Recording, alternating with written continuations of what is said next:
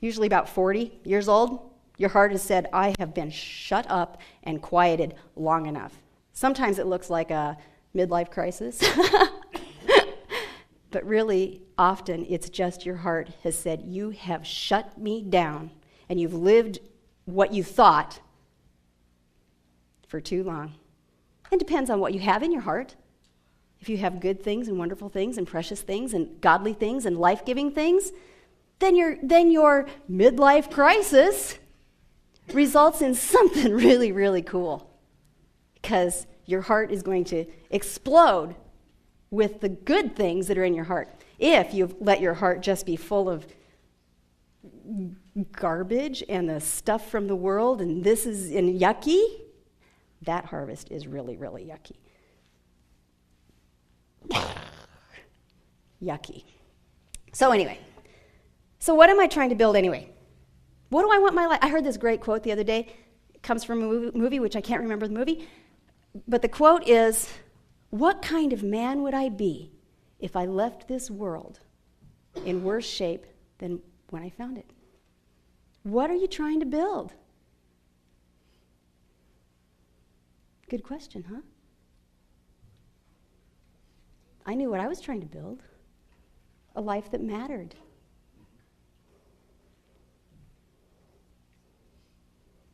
That's the answer for my question. What's the answer for yours? I had a sincere desire to build a life that was straight and strong and worthy, maybe, of providing protection or a safe place to raise my children, a safe place for my husband to come home to. That's really all I have ever wanted to build. A life that was not toxic, not full of hate and bitterness and anger and ungodly things. But when it starts crashing down all around you, it's very apparent.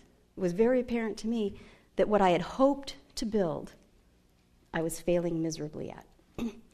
So we're going to talk about foundations. I've so exceeded my time limit. Is this okay? Okay.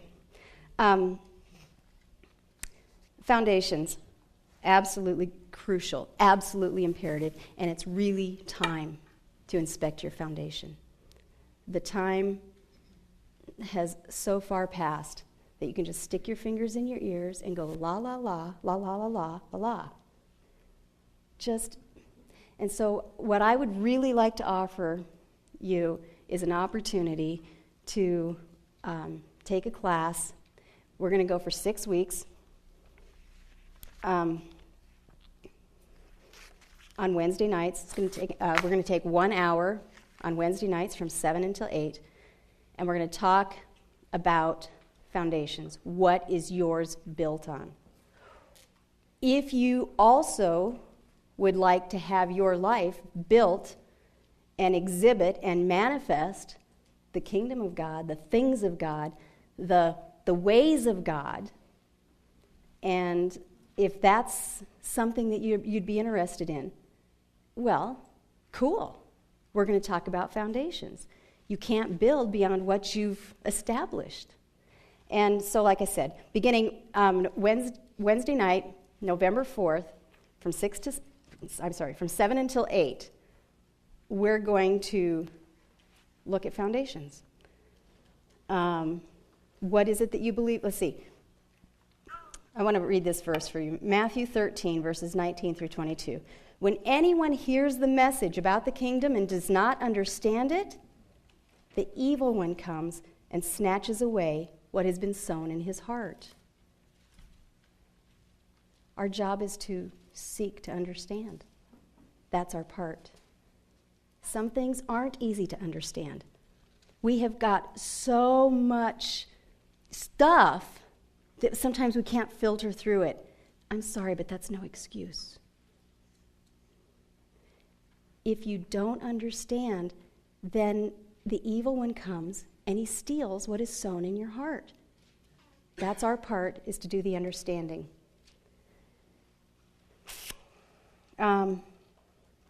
This is the seed sown along the path. The one who received the seed and fell on rocky places is the man who hears the word and at once receives it with joy. But since it has no root or foundation, he lasts only a short time. When trouble and persecution comes, because of the word, he quickly falls away. Who wants to be that person? You see him all the time, driving through Wyoming, the tumbleweeds. You know, great big thing about this big, and the root source is about that big. And they just, a little bit of wind, and they blow across the prairie, and I didn't want a life like that. I don't think you do.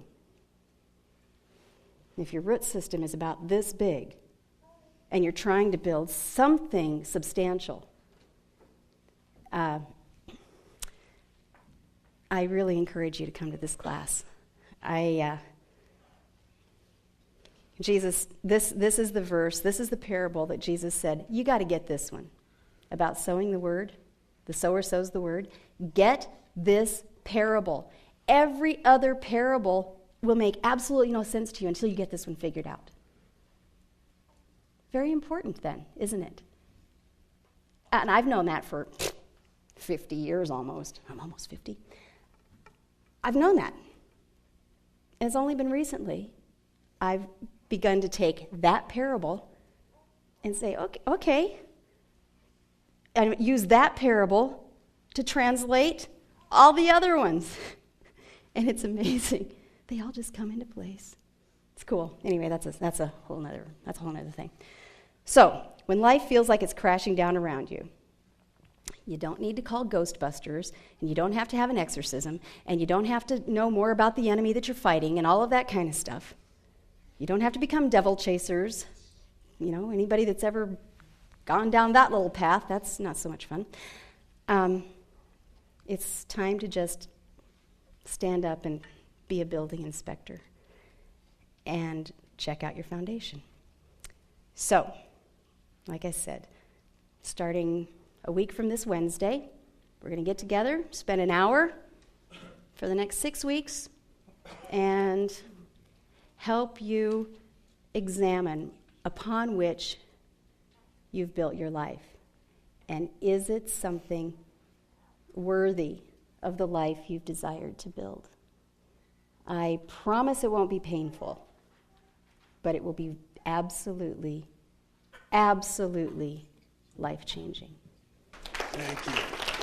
Now, if you think, you've been stirred a little bit, if you think your foundation is sure but you're not sure, here's the deal. Go find out. And because as you know, a lot of us have been Christians for a long time, done a lot of things.